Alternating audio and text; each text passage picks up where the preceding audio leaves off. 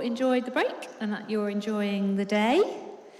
Now to this next presentation. Now, I have been looking forward to this so much ever since I was first introduced to Sarah. Sarah Ticho is a multi-award-winning artist, consultant and entrepreneur, specialising in health, well-being and immersive storytelling. She's the creator of Soul Paint, an award-winning extended reality experience. And as co-director of the XR Health Alliance, Sarah supports the equitable adoption of immersive technology for healthcare across strategy and policy. Her work is featured in Forbes and on the BBC, and she speaks at festivals and institutions globally. So we are very lucky to have her with us today. Please, I'd like to welcome Sarah Ticho to the stage. Thank you.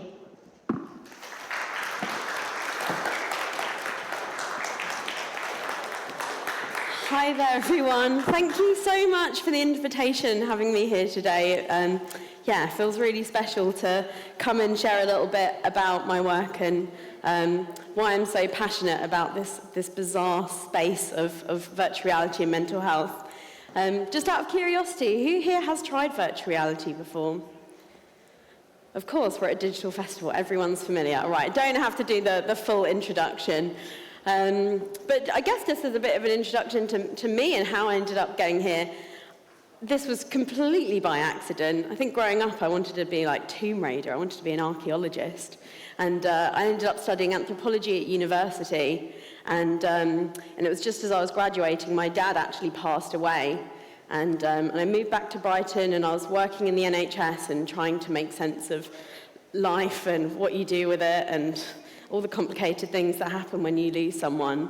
And I became quite unwell myself. And so it was a few years later, after my dad had passed away, I ended up becoming quite unwell and actually having what was described as a psychotic episode. So this is actually a photo of me at the peak of my psychotic episode, being away on a trip. And it was just as I returned and went through the NHS here, and I remember being given this code, like 30.2, and just kind of feeling like, I don't feel really heard here. I kind of feel like this data point, and I really want to find ways that we can talk about our experiences, and that it's not just about talking on a scale of 1 to 10 of how depressed are you, or how do you feel about that, but like we're humans with stories. And I particularly saw the doctor's office as this almost performance space where you have to explain really quickly what's going on for you. And I ended up actually volunteering in an art gallery over in Brighton, which is where I'm from and grew up. And it was during that time that I was volunteering at this amazing exhibition space called Fabrica, where they commissioned these site-specific installations. And it was standing in this gallery, like kind of immersed in these beautiful shirts that people were talking to me about their own experiences of grief and what it meant to them, and people were just kind of sharing their stories. And I think that was actually my introduction to immersive art, of how we can use it as a catalyst to talk about experiences. And so I was like, maybe I'll become an artist, but there's no money in that, so I won't do that. And I don't know, I'll just kind of work in an art gallery, I guess.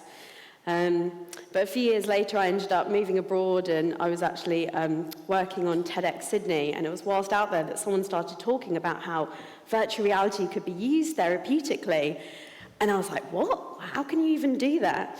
And it turns out there's this huge universe of this out there. So at the moment, there's probably more than 20 applications of the different ways that virtual reality can be used in healthcare.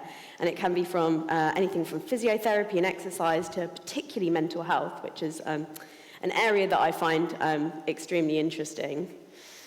And I think people have seen us on the sidelines for such a long time, but we forget that, virtual reality is born out of the games industry, which is actually one of the biggest kind of forms of media in the world. It's currently actually worth more than TV and film and music combined.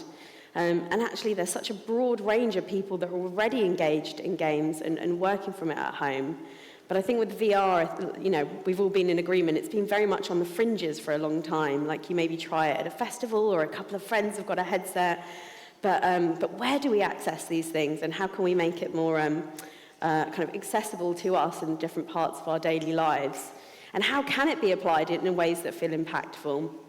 So an example of an incredible piece around how VR can actually be used to give insight into lived experience is an amazing piece called Goliath by a company called Anagram. It's actually the project I first wanted to make. I was like, you know, what happens when you have a psychotic episode and that your reality shifts in this kind of amazing way that can be really terrifying but also quite beautiful as well. And they've crafted this experience with someone called John with lived experience of psychosis, and he gets taken in, you get taken into his world. And it was through taking that piece to different festivals and exhibitions that people said, I really want to show this to my doctor. I really want to show this to my mum and have this as a way that people can understand the way that I experience the world. And so from there, they've now started a whole series called Playing with Reality. Their new piece, Impulse, just came out, which is a mixed reality experience that's all about ADHD. And again, they're expanding this as a tool that is now being delivered in the NHS to give new forms of insight into how our minds work. But I think one of the kind of fascinating areas, particularly around VR, is that it can also be used to reduce people's experience of pain. One of the first applications of VR in pain management was for patients with really severe burns, that when they have their bandages changed, that it's an extremely uncomfortable experience. And what this researcher did is he created this experience called Snow World, where you're literally immersed in this snowy world. And they found that it actually reduces people's experience of pain by up to 44%. And actually, the more interactive, the more beautiful and playful these experiences are, the greater reduction in pain. And it's now being delivered as a tool in hospices for people that are dying. There's an amazing piece as well by David Attenborough called Forests of Serenity that he voiced for free because he just was like, this is amazing that you can do that, and you're kind of immersed in nature, and found to be really helpful for people. Not quite mental health, but I always love giving it a shout out. But I think physiotherapy as well is this fantastic world where it's like, you know, remembering to do your exercises. It's really boring, but if you're able to do it in this kind of playful way, they found that people are actually kind of doing their exercises more than they even should. There was one piece during the pandemic where they were prescribing headsets to patients at home for lung rehabilitation, and they had to put a limit on how many times a week they could actually do their movements. And the video at the top that hasn't loaded is also an amazing piece by a researcher up in Sheffield who's made this incredible archery game for children with upper limb rehabilitation as well. So that there's kind of endless applications. And then there's the field of sort of clinical mental health, where it's how can it be applied in things like phobias. If you're scared of flying, it's extremely expensive to pay to go to the airport, test being on a plane, and then freak out and get off it again. But what they're doing is they're creating these phenomenal environments where people can actually confront their fears from the safety of a doctor's office. So one of the biggest studies in the UK was a piece called Game Change by Oxford VR, where it was actually, again, funnily enough, patients with experience of psychosis and severe agoraphobia that didn't want to leave the house. And so they would go into these environments together with their doctor and actually get them back out into the world as well. And some of the original kind of first innovations around VR and mental health was also for soldiers in America with complex PTSD. And they were able to kind of explore that by returning to some of those environments that they, you know, had these traumatic events from, able to talk to them, talk about them with a therapist. And particularly when they were embedding things like AI, chatbots, then they found that people that were apprehensive to talk to a therapist in person, that were more comfortable speaking to a bot, that was the first step to them saying, okay, maybe I do want to talk to someone about this, and would go on to actually receive that in-person support as well. And then I think a world that I'm particularly passionate about is this field of mental well-being. And I did a research project a few years ago about the spectrum of VR for mental health, and that we've got kind of doctors going, okay, it's really good being in nature, so let's make a nature experience and we'll just put people through it, or let's put cognitive behavioural therapy in VR. But there's this whole world of artists that are almost accidentally discovering different ways that VR can improve our well-being. And this piece at the top is called Visual Voice VR. You're standing there with your friends, and you see each other as these two different avatars. And in this world, the different sounds that you make get transformed into geometric shapes that you just hurl at each other's faces. That's it. And it's honestly one of the most powerful experiences. The amount of joy that it creates, the sense of escapism that you can go into these beautiful worlds, I think is so playful. And I think that's what I love the most about it, is this sense of play. Again, being immersed in nature, being able to sing remotely with your friends, particularly in the pandemic when so many of us were stuck at home. Like, I got to go to Burning Man in VR and just like be there with my friends. Of course, Burning Man, people love to recreate it in VR. But I think one of the key projects, and one of them closest to my heart that I'm also involved in, is a piece called Deep, that was originally created by an artist with quite severe anxiety. And he found one day scuba diving that, you have to do this kind of slow, deep breathing. And so what he did is he created this experience where you move through this magical underwater world controlled by deep belly breathing. So now you're not just using the controllers, you're actually bringing your entire body into the piece as well. And so through measuring your breath through this belt, you can your locomotion is controlled as you move through. And so it started as an art piece, but then they met these researchers at the Games for Emotional and Mental Health Lab in the Netherlands. It was like, this is really interesting. This is the kind of thing that we really want to teach people. But again, a bit like physiotherapy, it's boring and it's hard. Particularly for me and my kind of speedy brain, I find it so hard to sit still.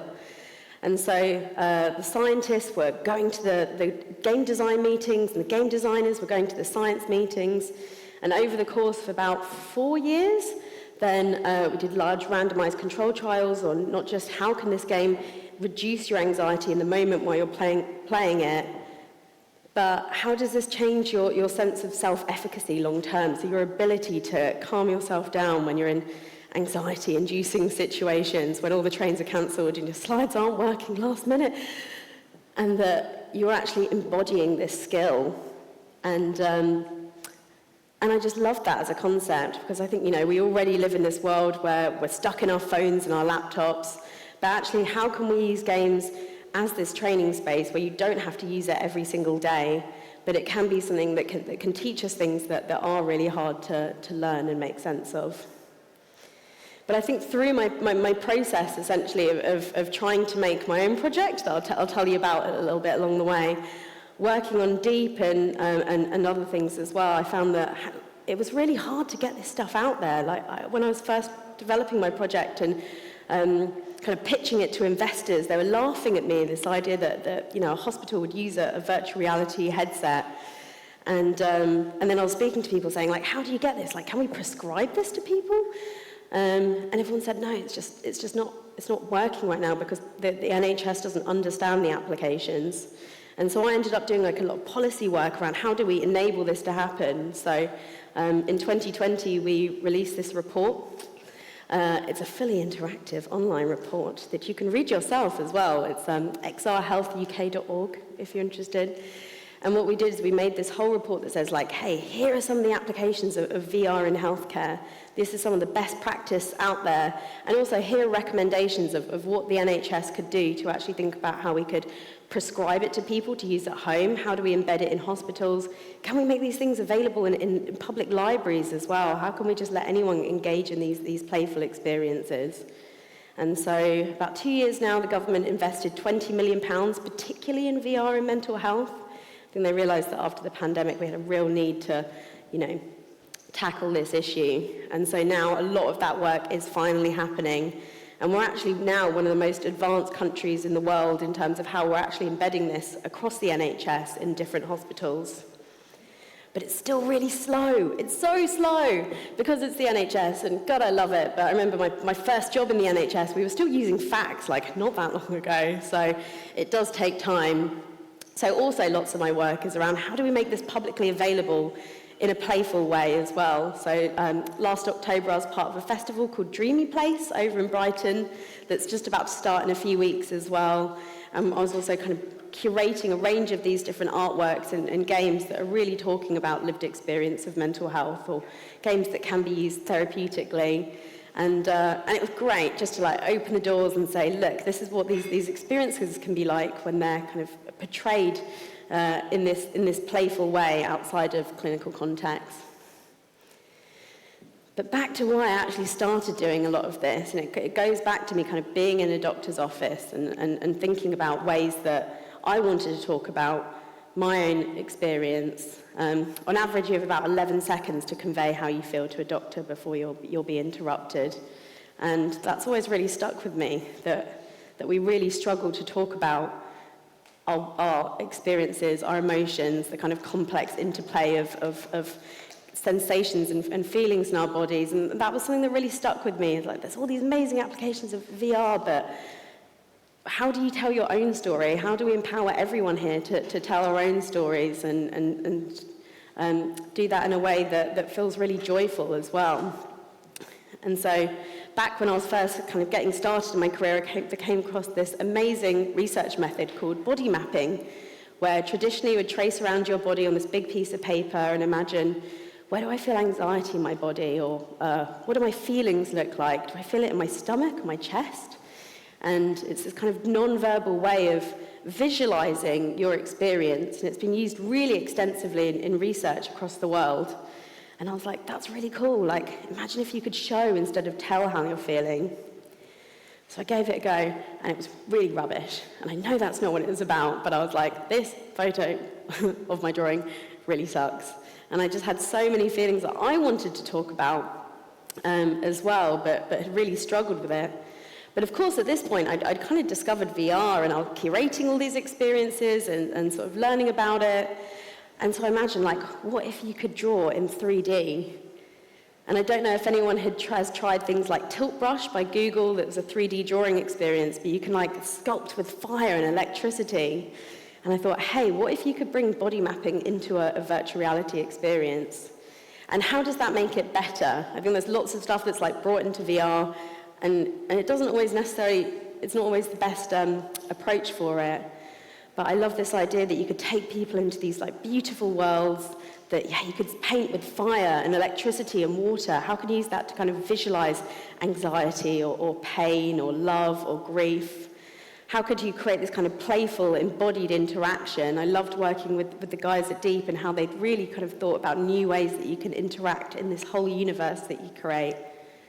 But also we found that when we were doing these kind of body mapping sessions, we were doing these huge drawings on the floor, like it was fascinating to see what people were drawing, but everyone wanted to take them home as well. And I was like, God, I want to like analyze them. Like I want to understand the different ways that people might draw their experience. And, you know, do we draw anxiety all the same as each other? How do we interpret our feelings differently in this kind of visual, synesthetic way? Or how does language and culture inform the ways that we talk about our bodies? And so we made our first prototype. And so the kind of stake I wanted to put in the ground is like, I'm going to make a VR body mapping piece.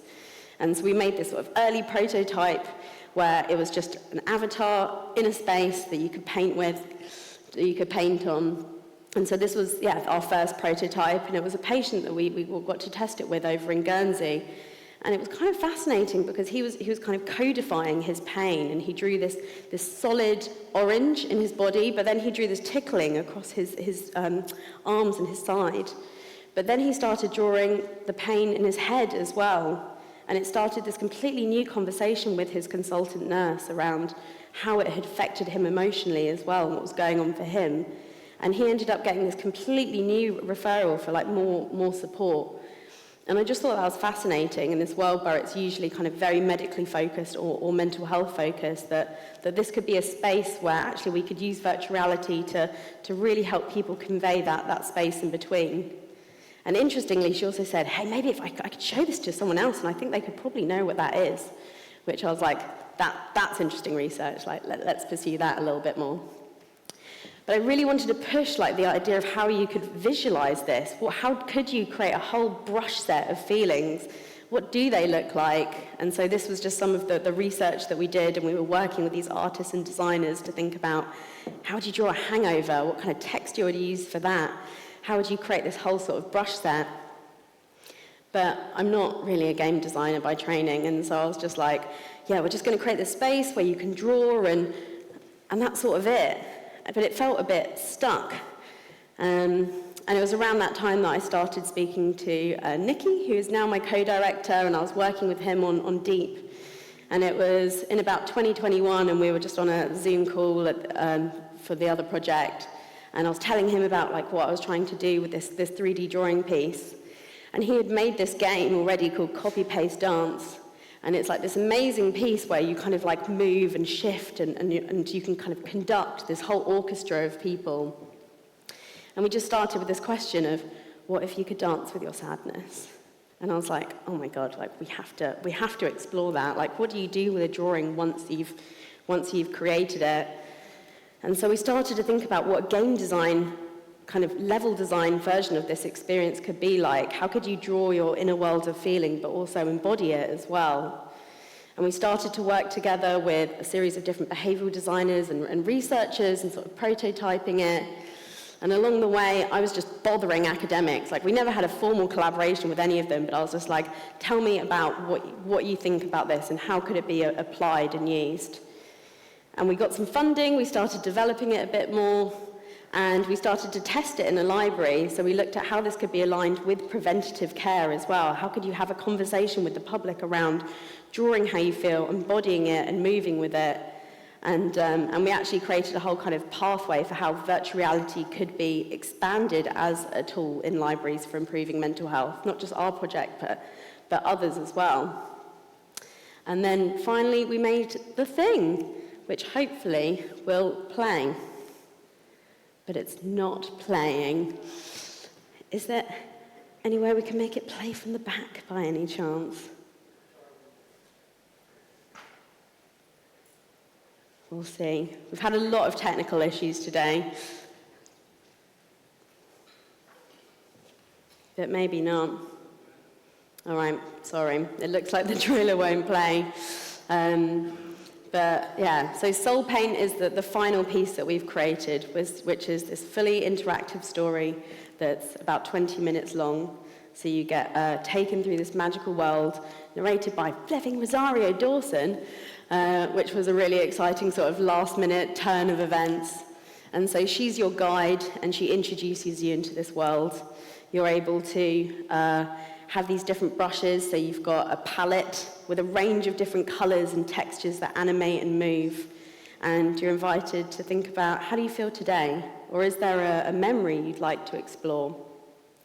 And you get to see your body built in front of you, so you see yourself being traced. And then you wear this body and you can move with it for a second before you step through the mirror, and suddenly you leave your body and it becomes this canvas that you can draw upon. So you can create all these different illustrations. Then you get to describe it and say, what does this mean to me? What does this represent? And then you have this kind of beautiful moment where you get to step into it again and you see yourself in the mirror and you're able to wear all of those artworks and move with it. And as you move and shift, you get to dance with it. And then there's a moment at the end where you get to shake it all off and you see all those feelings kind of fall away from you. And sadly, again, some of these videos aren't working, but I wanted to share some of the stories that have come out of the experience. And so what we created is this kind of storytelling piece that you can have in VR, but also we're creating this ever-expanding library of human stories.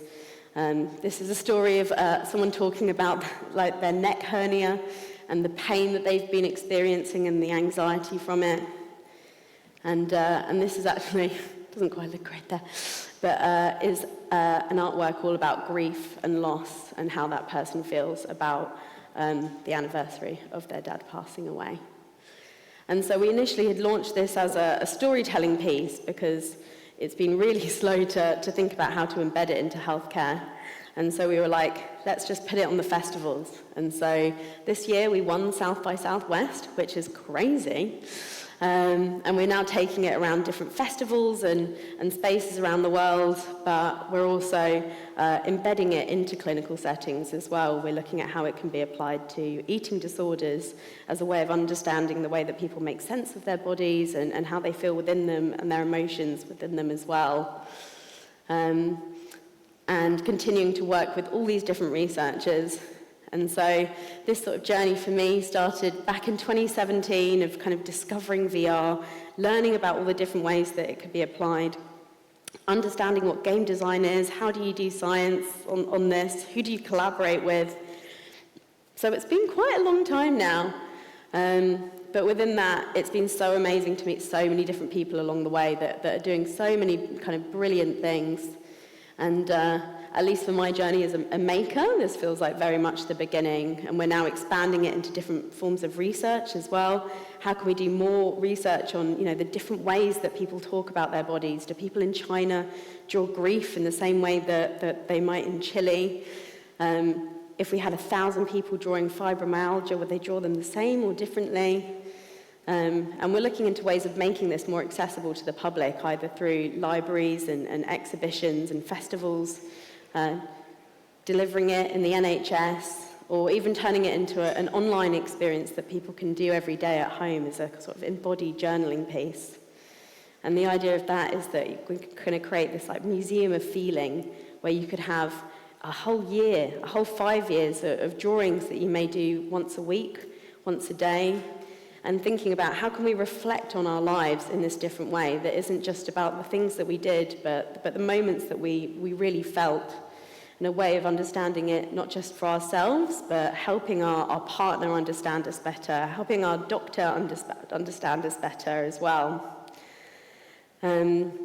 And I'm so happy that this is now actually becoming more and more accessible as well. So if you are interested in this field, then as of tomorrow, then London Film Festival actually has a special VR and mental health exhibition that's happening within it called Playing with Reality. And so Soul Paint will be there. It'll be our UK premiere.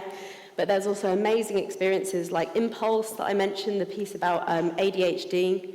Mammary Mountain, which is an incredible project all about women's experience of going through chemotherapy for breast cancer, and Emperor, which is also a piece like kind of visualizing people's experience of aphasia.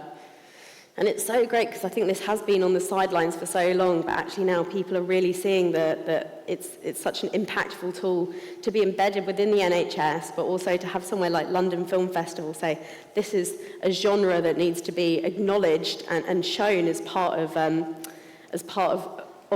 this creative exhibition as well. It's so great.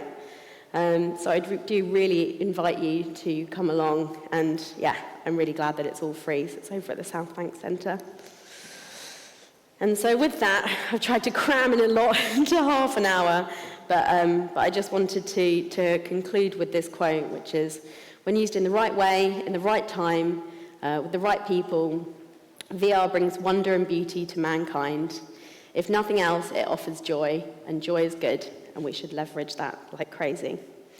So, thank you so much.